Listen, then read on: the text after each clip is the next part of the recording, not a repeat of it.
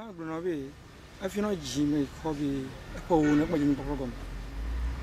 was 10 years old when I started looking after my father's cattle. I will work with him for about 15 years.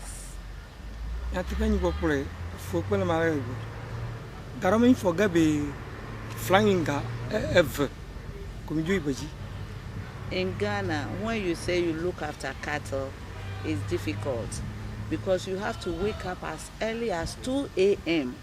and take the cattle out to take them to graze because you don't have pastures for the cattle. You have to take them to go and graze and look for water to drink.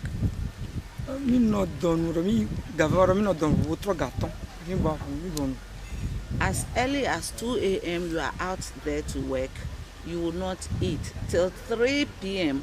when you are back at home before you get food to eat. Most of the times we live on fruits, wild fruits in the bush.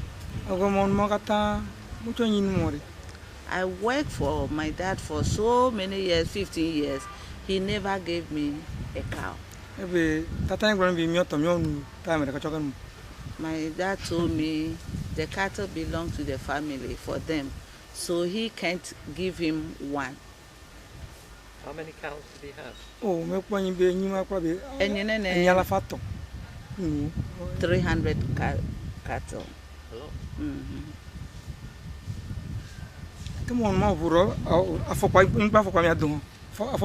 We go to the field barefooted, no shoes on.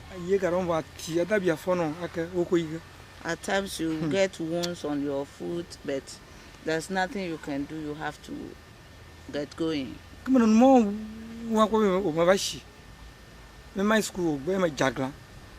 I kept on for a long time, and I knew I was old.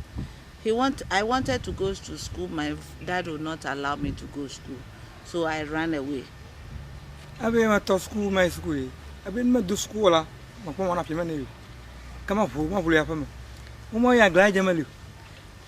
sewed a school uniform for myself, but my dad said I have no right to put it on and go to school. If you want to go to school, then leave my house, because by then you have to obey your parents. By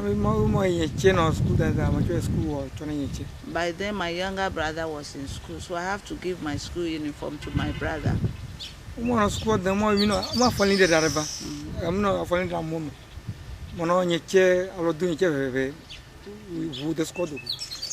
By then we pick oyster from the river Volta, so I kept on doing that and getting money to support my younger brother in school.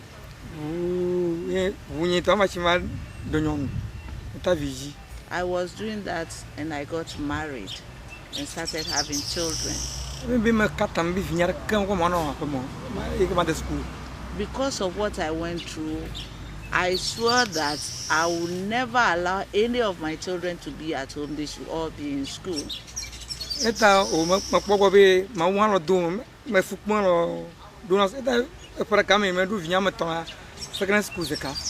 God being so well, and with my farming activities attached to the oyster picking, I had some money to send 3 of my children to secondary school at the same year.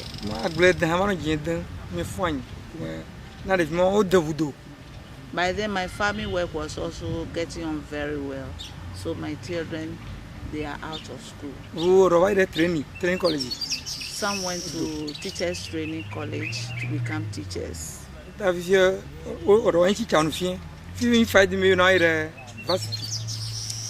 Some of them, they are teaching, but still I want to help them to get to the university.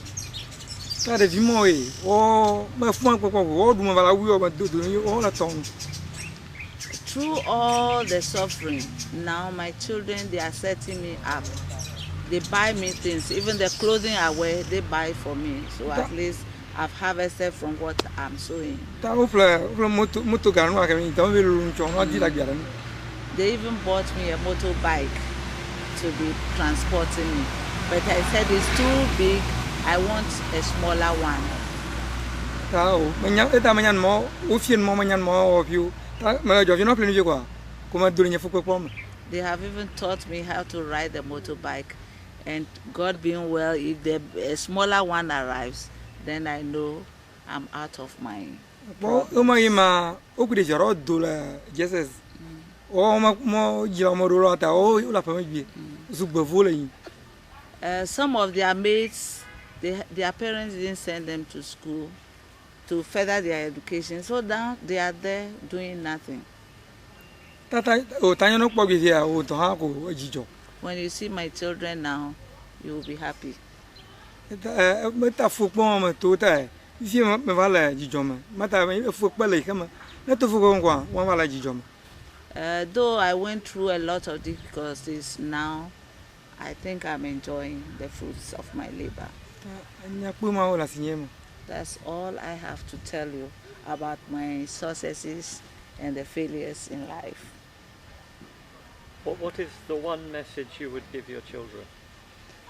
Obenya kai nyati kai la se de kai la su atana viwo. Vignoe. Loko nyo gba nyo mi deje. Le vieux sécurité nous akote chi nous ko de vigaro bagba. Gba ma khon wi mo ga won mo. Wala ji won ma la won mo. Azo no kpogo no le bono school. Eme kpobe. Afine fumara yirengo. Kato education agbalama. Ga yirengo no dung sanu. Mi mi no jijo ma cho. Okay, now I've seen that a lot of children, they are into smoking and drinking alcohol. So I advise my children against that because that one can spoil you. And then the second one is to take to their education seriously because without education, you cannot get anywhere in the world.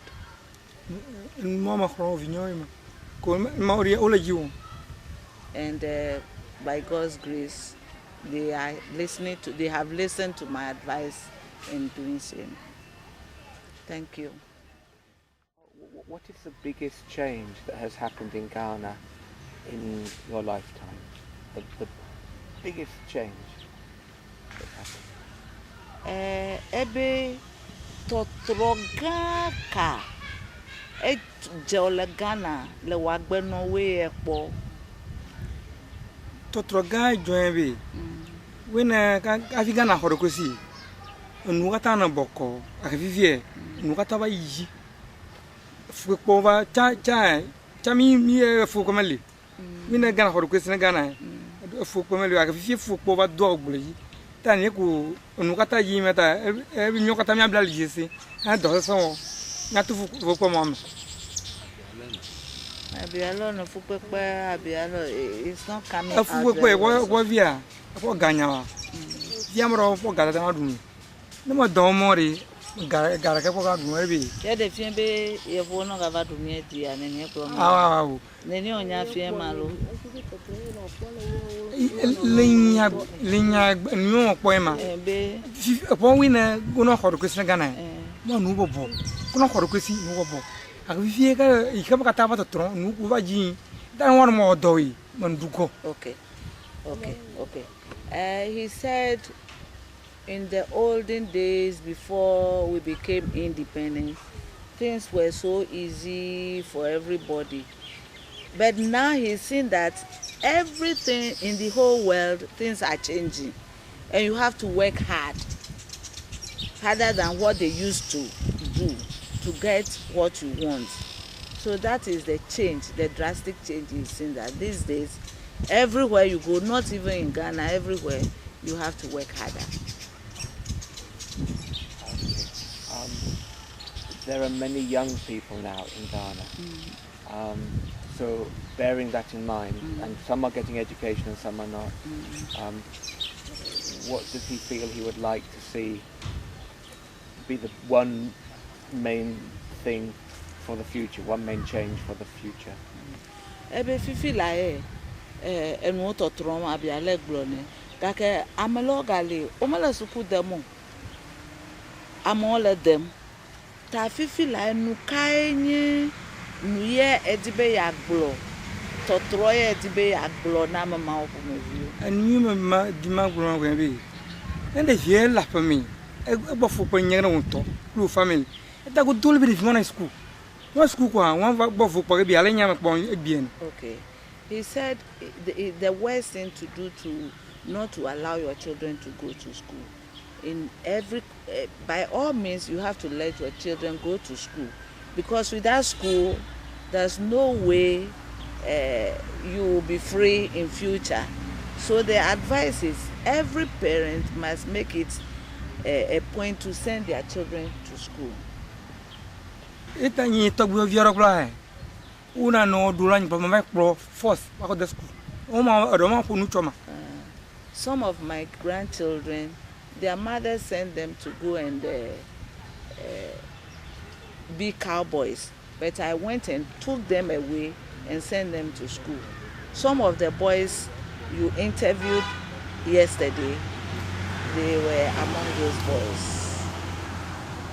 And when you were a child and you were looking after cattle as a cowboy, what was it in your mind that gave you the determination to keep working towards being able to go to school?